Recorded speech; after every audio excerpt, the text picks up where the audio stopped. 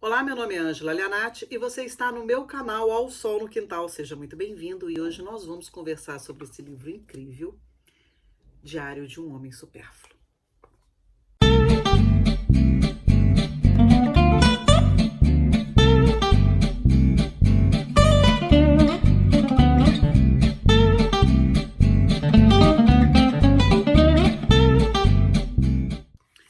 Pois bem, meus amigos, que estou toda trabalhada na pérola para conversar com vocês sobre esse livro incrível e que ficou algum tempo aqui guardado na minha estante sem que eu recorresse a ele ou sem que ele me escolhesse, né? Porque na verdade é o livro aqui que me escolhe.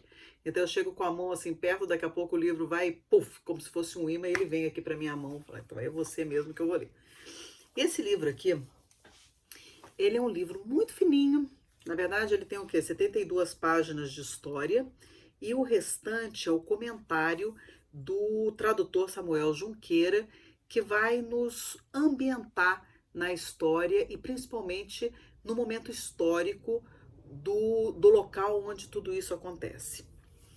Então, assim, quando a gente vai falar sobre Diário de um Homem Supérfluo, a gente precisa entender o que é esse supérfluo, né?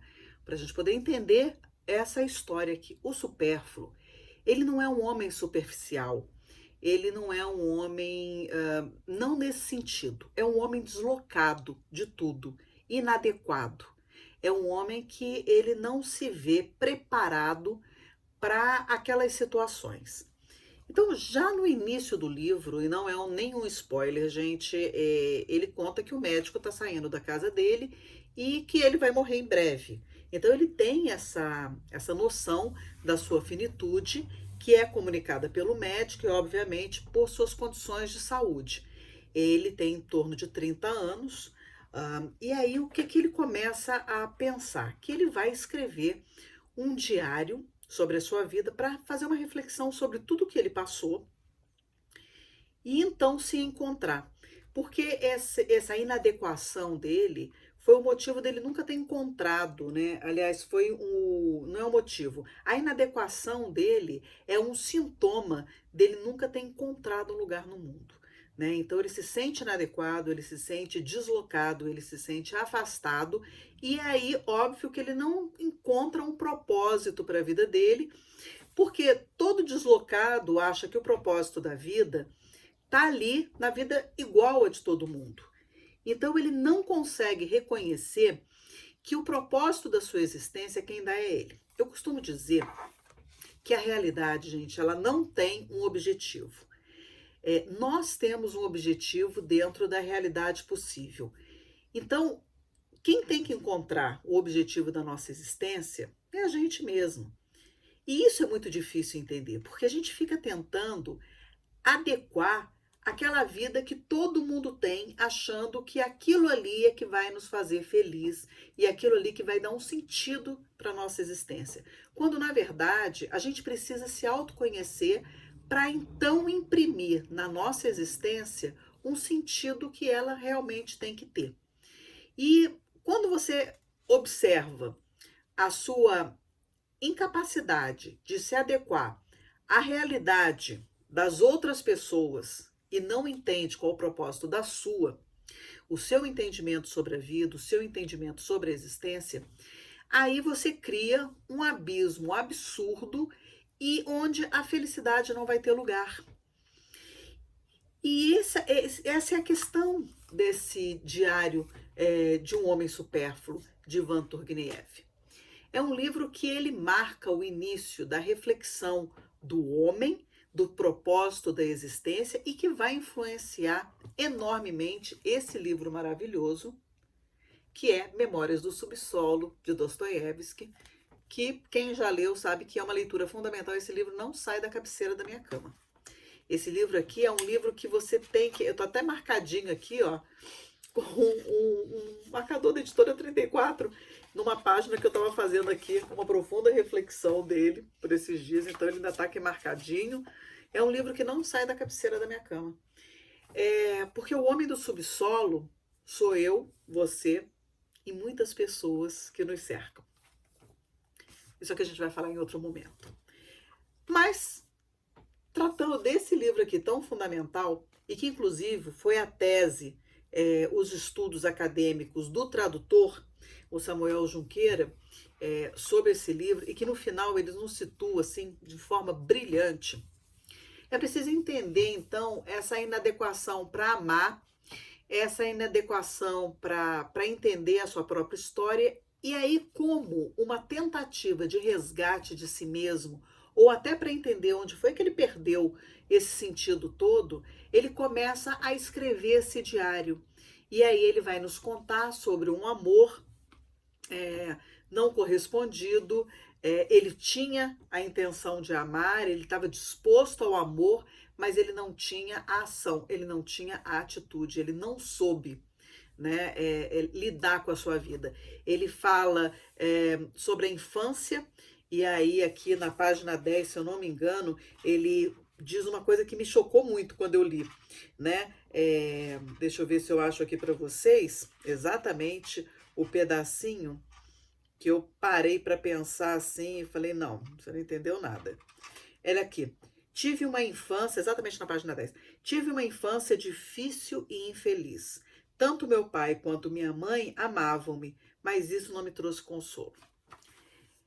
Posteriormente, ele relata a mãe dele, inclusive quando ele a vê, a única vez que ele a vê plácida, serena, é na morte, que ele vê essa mãe déspota, essa mãe autoritária, essa mãe controladora, e isso é a incapacidade de amar. Ninguém que é controlador consegue amar, porque o amor, ele foge às expectativas daquela pessoa que quer controlar tudo. Então, aquela pessoa que é controladora, que ela é autocentrada, que ela é uma déspota, que ela não respeita, isso é a inversão do amor. Ela ama a si mesmo e as coisas têm que ser do lado, do jeito dela. Então, aqui, né, quando ele fala do pai, e que pela narrativa, tá na cara que os pais não amavam. E aí você vê residir toda a inadequação dele. E ele foi buscando esse amor que ele nunca sentiu como reciprocidade. Talvez ele tivesse muito para dar, mas nada aconteceu para que ele pudesse receber, nem de uma mulher amada e nem dos pais. Então ele conta da vida, ele conta da infância infeliz, ele conta do lugar onde ele nasceu, ele faz as reflexões sobre a vida dele e agora a finitude que chega sem que ele tenha entendido o propósito da existência. Então, gente, esse aqui é um daqueles livros muito fundamentais para a vida. A literatura russa, ela é profícua, é uma literatura inquietante, é uma literatura que nos remete a questionamentos muito profundos e muito necessários. O convite desse livro é, primeiro, o que é o supérfluo, né? É o inadequado, mas ele é o superficial, é aquele que está pairando sobre a superfície de uma existência que poderia ser mais profunda. Então, aquele homem que se mantém na superfície e ele não mergulha no propósito da sua existência. Vamos entender dessa forma o que é o supérfluo. A falta de engajamento, a falta de atitude e que fez com que a vida dele fosse uma vida sem um propósito. Se não existe um propósito para ele, obviamente não vai haver propósito para mais ninguém. Porque quem escreve e quem oferece o propósito da sua existência ao outro é a pessoa que vive. Se eu encontro um propósito na minha existência, se eu encontro uma motivação para viver, eu consigo transmitir isso às pessoas e as pessoas então podem entender um pouco do que é a minha existência, ou do que é o meu papel nesse mundo, ou o que eu estou fazendo aqui. Quando nem mesmo a pessoa sabe o porquê, o que ela está fazendo aqui, é impossível que ela venha a entender outras existências e também fazer com que as pessoas lhe entendam. Então, muito além da situação histórica, de como é descrito, né, a situação política da época, para mim o que mais choca é o mal entendimento que ele fez durante a vida e continua a fazer ao longo das suas elaborações, muito próximo à sua finitude. É fundamental, então, essa leitura para que você não se torne um homem supérfluo, para que você entenda que a sua existência, quem dá a, o tom, quem dá o compasso, quem dá o andamento é você. Esse entendimento tem que partir primeiro de nós mesmos, para depois vir ao entendimento de outras pessoas. Então, eu recomendo esse livro aqui, né? Muito curto, mas eu também não recomendo que você leia muito rapidamente.